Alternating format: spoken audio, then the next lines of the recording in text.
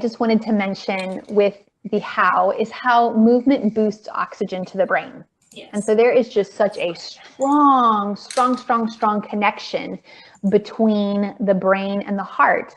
And it's because the brain uses 20% of the oxygen that we take in with every breath. And so it's an oxygen hog.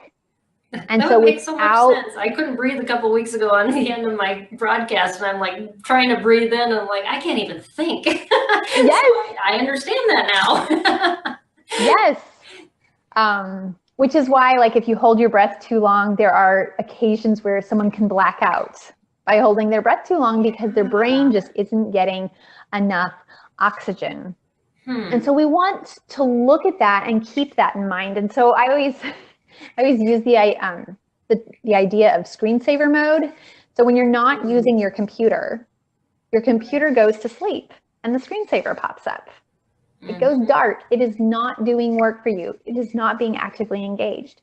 And I don't know about you, but I see it all the time in my kids where they go into what I call screensaver mode, where the lights are on. And you're going, hello.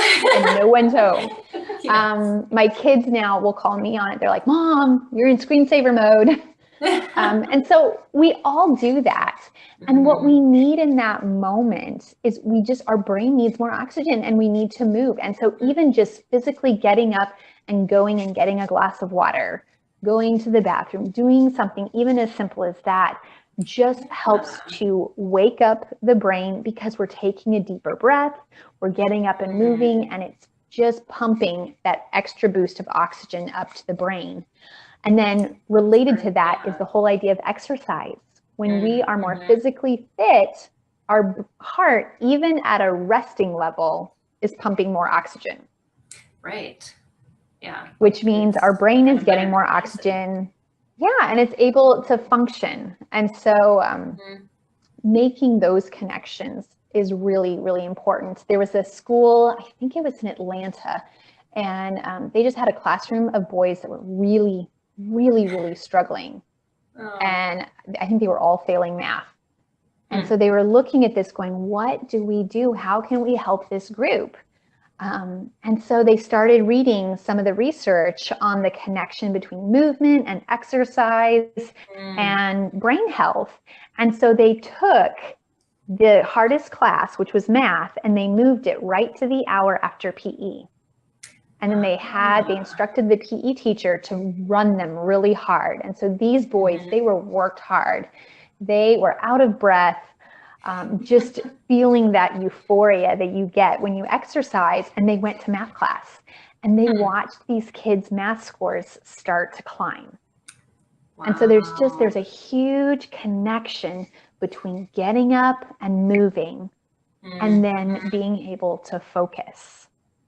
And so I don't know about you, but every time I hear that, the wheels in my head start to turn and I go, how can I capitalize on this in my home?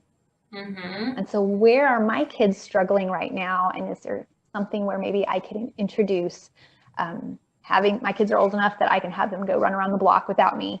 And so I'll say, okay, go for a run. I'm going to time you and we'll see how long it takes you to get back.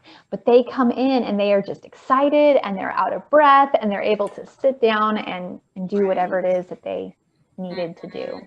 Yeah, we used to do stairs. I mean, we lived in Minnesota. We had snow 6 months of the year. So it was like whatever indoor things we could do to get some energy going and or just chores in general on a farm. But yeah, chores work.